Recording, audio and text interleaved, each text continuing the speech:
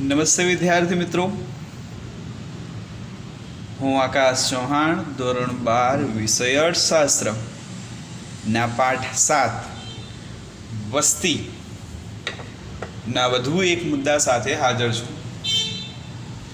મિત્રો, ગયા લેક્ચરમાં આપણે, જો તમને યાદ હોય તો, વસ્તી વૃદ્ધિના કારણોમાં ઊંચા જન્મદરને જોયો હતો. તો આ વિડીયોની અંદર આપણે વસ્તી વૃદ્ધિના બીજા એક કારણ એટલે કે નીચા મૃત્યુદર વિશે જોઈશું. ઠીક છે? તો પહેલાં તો તમને યાદ હોવું જોઈએ કે ભાઈ મૃત્યુદર શું છે. તો આપણે ગયા વિડીયોની અંદર તમને એનો અર્થ આપી દીધો હતો. છતાં પણ ધ્યાન રાખજો કે મૃત્યુદર એટલે શું. તો દર 1000ની વસ્તીએ મૃત્યુ પામતા લોકોનું પ્રમાણ કે સંખ્યા. યાદ રાખજો, કોઈ એક નિશ્ચિત વર્ષમાં દર 1000ની વસ્તીએ મૃત્યુ પામતા લોકોનું પ્રમાણ, તો એને આપણે શું નામ આપી દીધું? મૃત્યુ દર. યાદ રાખજો, મૃત્યુદરને ટકાવારીમાં નહીં પરંતુ દર 1000ની વસ્તી ધ્યાનમાં લેવાય છે. તો વસ્તી વધવાનું એક કારણ શું છે? નીચો મૃત્યુદર. તો હવે પ્રશ્ન એ કે થાય આપણને કે આ નીચો મૃત્યુદર કેમ જોવા મળે? તો ધ્યાન આપો, એમાં પહેલો મુદ્દો, પહેલું કારણ જીવન ધોરણમાં સુધારો. આર્થિક વિકાસના લીધે લોકોની આવક વધવાથી જીવન ધોરણમાં શું થયો? સુધારો થયો. સ્વાભાવિક રીતે વિકાસ થાય છે એટલે આવક વધે છે, અને આવક વધે છે એટલે જીવન ધોરણમાં શું થાય છે? ફરક પડે. દેશના લોકો પહેલાં કરતાં વધુ સારી ગુણવત્તાવાળું અનાજ, રહેઠાણની પૂરતી સગવડ, આરોગ્યની જાળવણી અને પૂરતું શિક્ષણ પ્રાપ્ત કરતા થયા. અને આ કારણોસર મૃત્યુદર શું થઈ ગયો?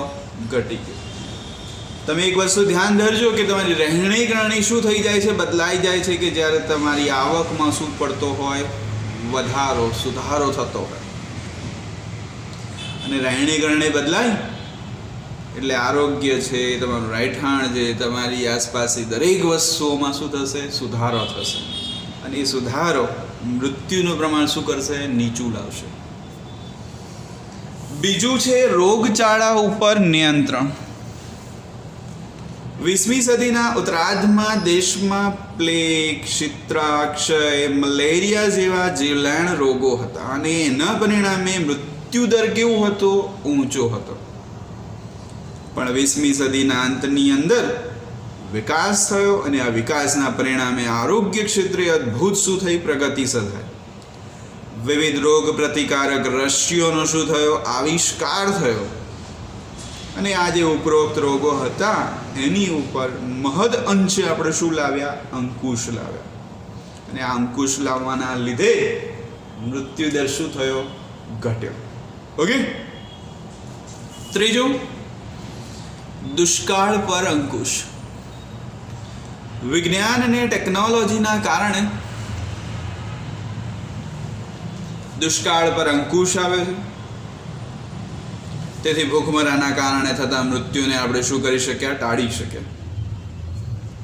1966થી હરિયાળી ક્રાંતિ થવાથી દેશમાં અનાજના પુરવઠામાં નોંધપાત્ર વધારો થયો. પરિણામે દેશના કોઈ એક અછતગ્રસ્ત વિસ્તારમાં, છતવાળા વિસ્તારમાંથી સહેલાઈથી અનાજની હેરફેર કરી શકાય છે. તેથી માનવીને ભૂખમરાના કારણે મોતના મુખમાં જતો શું કરાવી શકાયો? બચાવી શકાય. તો એક મુદ્દો યાદ રાખજો, દુષ્કાળ ઉપર શું લાવે? આપણે અટકાવ લાવે. તો અટકાવ તો નથી કહી શકાતો, પરંતુ ટેકનોલોજીમાં સુધારો થવાના લીધે આપણે પરિસ્થિતિને શું કરી શક્યા? હેન્ડલ કરી શક્યા. અને ચોથો મુદ્દો છે, કારણ છે કુદરતી આપત્તિઓ સામે રક્ષણ અને વાહન વ્યવહારની સગવડો. જો એમાં ધરતીકંપ, સુનામી, ભૂસ્ખલન, અતિવૃષ્ટિ, અનાવૃષ્ટિ જેવી કુદરતી હોનારતોથી માનવ મૃત્યુદરનો આંક ઊંચો હતો. કોઈ પણ પ્રકારની કુદરતી આપત્તિ સર્જાય છે તો મિત્રો યાદ રાખજો, અનેક જાનમાલની શું થાય છે? હાનિ થાય છે. જાનમાલની શું થાય છે? હાનિ થાય છે. તો એનાથી મૃત્યુદર કેવો જોવા મળે? ઊંચો જોવા મળે. પણ આજે દેશના કોઈ પણ ભાગમાં આ પ્રકારની કુદરતી આપત્તિઓ સર્જાય, જો ઘણી આપત્તિઓ તો માની લો કે આપણે સમજી શકીએ એવી હોય છે, અથવા તો આપણને અગાઉથી જાણ થઈ શકે એવી હોય છે, તો એનાથી આપણે શું કરી શકીએ છીએ?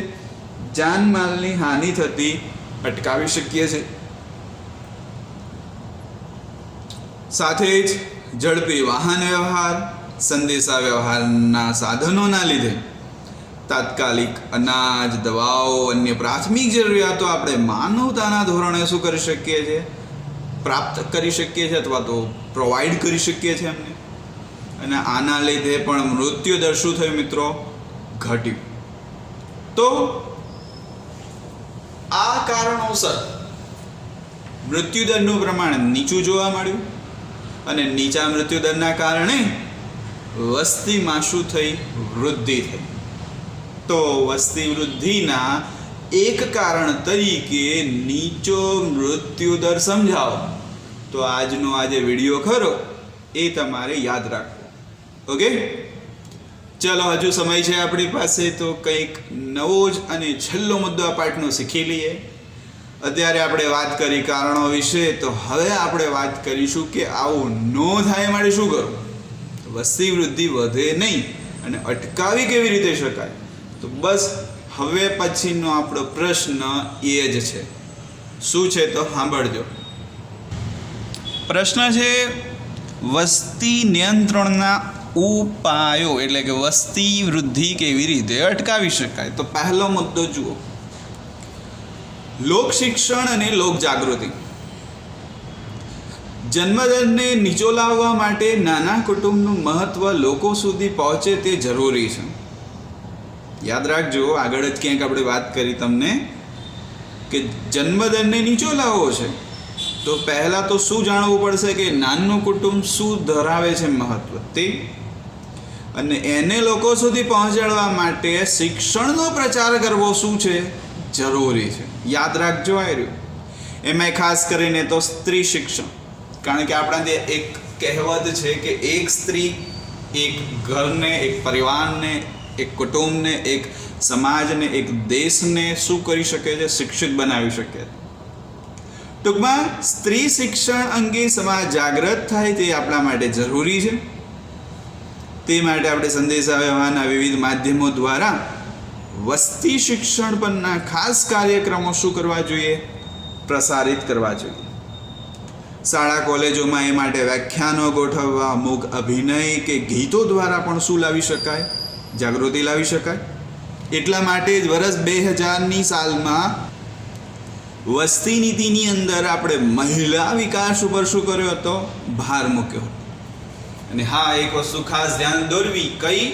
તમને એક આ વિધાન વાક્ય તરીકે પણ હોઈ શકે પૂછાતું કે શિક્ષણ એ સંતતિ નિયમનનું સર્વશ્રેષ્ઠ શું ગણી શકાય? સાધન ગણી શકાય. જો એનો યોગ્ય રીતે ઉપયોગ કરવામાં આવે કે અમલ કરવામાં આવે કે પછી એને અનુસરવામાં આવે.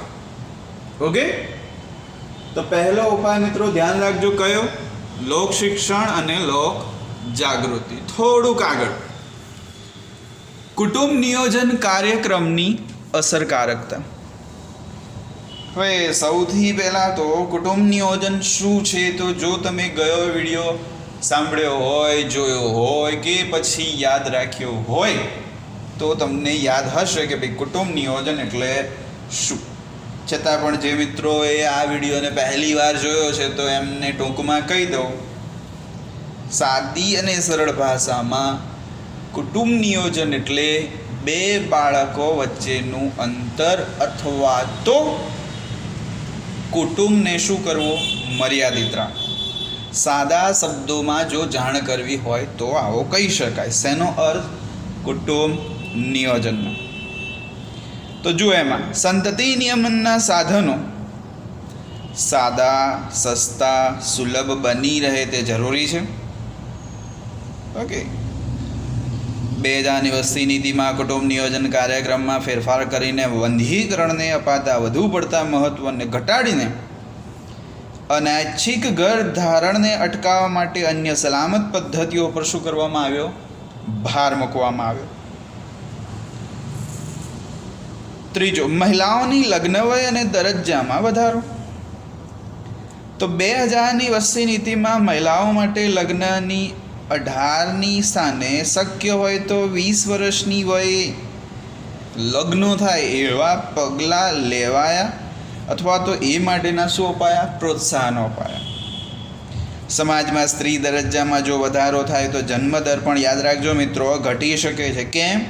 કારણ કે સ્ત્રી દરજ્જો વધવાના લીધે તે હંમેશા પોતાનું ધ્યાન રાખશે. સાથે જ શિક્ષણ અને રોજગારીની જો સમાન તક અપાય તો કુટુંબનું કદ ત્યાં પણ શું જોવા મળશે? સીમિત જોવા મળશે. ચોથું છે પ્રોત્સાહનો અને બિન પ્રોત્સાહન. શું છે આ? તો સાંભળો. વંધ્યીકરણનું ઓપરેશન કરાવનાર દંપતીઓને માની લો કે સરકાર તરફથી કોઈક પણ આર્થિક વળતર મળે છે તો એ એક પ્રકારનું શું છે? પ્રોત્સાહન છે કે ભાઈ તમે બાળકને શું કરો? નિયંત્રિત રાખો, બાળકની સંખ્યાને નિયંત્રિત રાખો. તો આવું પગલું ભરવામાં આવે છે તો એ શું છે? પ્રોત્સાહન પગલું. પણ એનાથી ઉલટું કરો તમે કે વધતી વસ્તી અટકાવવા માટે માની લો કે ચીન દ્વારા વન ચાઇલ્ડ પોલિસી અપનાવવામાં આવી કે જેમાં 2 બાળકવાળા દંપતીઓને જે મહત્ત્વના લાભો અપાતા હોય તો એ સરકાર દ્વારા શું કરવામાં આવે? પાછા ખેંચી લેવામાં આવે. તો આ કેવું પગલું થયું? બિન પ્રોત્સાહક પગલું થયું કે એનાથી શું થશે કે સરકાર દ્વારા જે લાભ લેવા છે તો એ લાવવા માટે બાળકને શું કરવામાં આવશે? નિયંત્રિત રાખવામાં આવશે. આપણા ભારતની જ વાત કરીએ તો જે સ્થાનિક સ્વરાજની ચૂંટણીઓ છે તો એમાં 2થી વધુ સંતાન હોય તો એવી દંપતી, એવો વ્યક્તિ કે ઉમેદવાર ચૂંટણી લડી શકતો નથી. તો આ જે પગલું હતું એ શું હતું? બિન પ્રોત્સાહનવાળું હતું. ઓકે. અને હવે છેલ્લો મુદ્દો, તબીબી સેવાઓનો વ્યાપ અને અસરકારકતામાં વધારો. વિજ્ઞાનની મદદ વડે પ્રજનન તથા બાળ આરોગ્યને લગતી સેવાઓ વધારવી, રસીકરણ, બીમારીઓ અંગેની જાણકારી, અન્ય ચેપી કે જાતીય રોગોના પ્રમાણમાં ઘટાડો કરવો કે જેથી મૃત્યુદર અને બાળ મૃત્યુદર નીચી સપાટીએ લઈ જઈ શકાય. ઓકે. તો મિત્રો આ હતા વસ્તી નિયંત્રણને અટકાવવાના ઉપાયો. એક નોંધ છે, સાંભળજો કે વિશ્વમાં સૌપ્રથમવાર વસ્તીને નિયંત્રિત કરવા માટેનો પ્રયત્ન અથવા તો વસ્તી નીતિ જો કોઈના દ્વારા અખત્યાર કરવામાં આવી હોય તો એ આપણો ભારત દેશ છે. ધ્યાન રાખજો. અને હા, નવી વસ્તી નીતિ જે 2000ની સાલમાં બનાવવામાં આવી હતી કે રચવામાં આવી હતી તો એ કોના વડપણ હેઠળ હતી એવો પ્રશ્ન પૂછાય તો ડૉક્ટર M.S. સ્વામીનાથનનું નામ યાદ રાખજો. ઓકે. તો ચલો મિત્રો, આ આપણે વાત કરી પાઠ 7 વસ્તી વિશેની અને આ વિડીયો સાથે આપણે આ પાઠ 7ને પૂર્ણ કરીએ છીએ. કંઈક નવું શીખીશું એક નવા જ વિડીયોમાં. ત્યાં સુધી આપણી ચેનલને ન સબસ્ક્રાઈબ કરી હોય તો સબસ્ક્રાઈબ કરી દેજો કે જેથી કોઈ પણ નવો વિડીયો અપલોડ થાય તો એની તમને જાણ થાય. ઓકે. જય હિન્દ.